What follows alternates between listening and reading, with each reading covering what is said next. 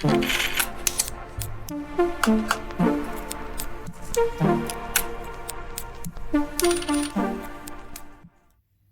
here we are a few months later, after you saw those clips of dragging it out of that barn. Basically, I'm going to show you guys around the car, and hopefully you guys learn a little something about buying a car sight unseen. So you just saw the clips of us dragging it out of the barn where it's been sitting since apparently 1994, which is almost 30 years ago. So basically I wasn't going to make a video of this car on the channel because, as you're about to find out, it was not quite what I expected. But I decided to still make the video because I thought some people might like to see it and also use it as a learning opportunity for other people buying barn finds or cars sight unseen. So let's go ahead and take a walk around the car. Here's the 280ZX in all of its glory. The first thing I'll mention before I dive in too deep is the ad advertised it had 28,600, around 29,000 kilometers. But I think what the lady didn't realize, and I didn't realize at the time either, is that these only have 5-digit odometers. So when they roll 100,000, it goes back to 0. So it turns out, after looking at the ownership and the Carfax and stuff like that, this has 129,000 kilometers, which explains a bit more of the wear than you'd expect from a 30,000 kilometer car. Of course, the reason I didn't realize this is because I was in such a rush to buy it, because it was admittedly a good deal and worth the gamble. But the photos weren't very good, and I didn't have the VIN or anything to check the kilometers. There was a bit of a scramble to get it, so I didn't have time to check any of that. So that's the first thing I'll mention about this car, the incorrect kilometers. And now let's go ahead and take a look at the condition. So yes, this car was sitting in a barn for 30 years. But unfortunately, there's a few things wrong with storing it inside this particular barn. It was a wood and dirt floor. It was not sealed, so the humidity would still have been able to get to the car. As you can tell, we got a huge rust patch here. As you can tell, the tires are deflated. They're original tires probably.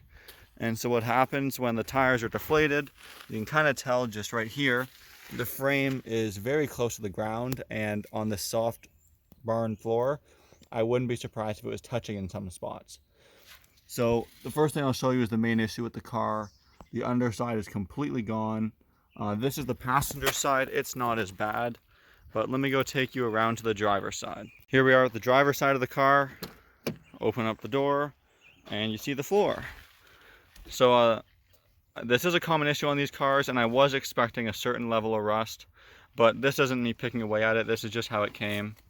The floor is completely gone, which I know is not a big deal. They sell replacement floor pans, but the frame itself is pretty bad as well. Kind of hard to get on camera, but this is a huge welding project. Is it repairable? In my opinion, yes. But is it something that I would like to take on? No.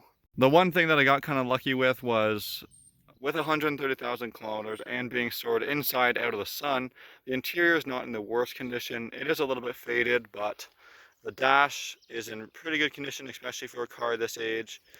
Door cards are okay. The seats, which I've already sold, were in pretty good condition, and it's a fairly complete interior. Yes, the mice have gotten into it, so stuff like the headliner is falling down, but overall the interior has some salvageable parts. Lastly, we'll take a look at the engine here. I would say it's about what you'd expect from sitting in a bit of a corrosive environment. Pretty much everything has some corrosion on it. Unfortunately, I haven't verified if the motor even spins or not. The gas tank has a hole in it, and honestly, I'm scared to fire it up and make it worse than it is right now with the 30-year-old gas and just having no time to work on it. I am confident that this motor could be brought back to life. Whether I sell the motor as a whole or part it out, I'm not too sure, but yeah, that's the motor. Cannot verify if it ever starts or not, but as you can kind of gather, I'm not keeping this car. So that's the 280ZX. Like I said, I was not going to make a video on it because this will be the one and only video on this car. I picked it up for a few $1,000 thinking it would be a cool restoration series or something. Took a gamble on it, thought it had 29,000 kilometers and was just needing a few little things like maybe some paint and a tune-up to work. I was a little bit naive. Obviously it's a full restoration, which I don't have time, and honestly the desire to on a project like this. So as you probably gathered from this video, I'm going to be parting it out. With something like this, it's hard. I've tried to sell it complete. No one wants to pay its value, we'll call it, knowing all the problems it has with it, because obviously I'm advertising it more than the person I bought it off of.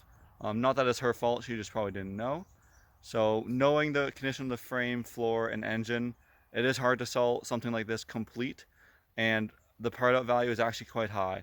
So unfortunately this car is going to be parted out, and whatever is left will eventually get crushed, but that does make the other ones more desirable and more rare. So hope you guys liked this video of the 280ZX barn find. I know it's not too long or exciting, but I felt bad having this cool car and story to tell and not sharing it with at least a few people that might enjoy it. So thanks for watching. If you want to see other car content, 90s Toyotas mostly, this is a little out of our realm, but if you want to see other cool JDM content, please hit the subscribe button and like the video as well. Thanks for watching.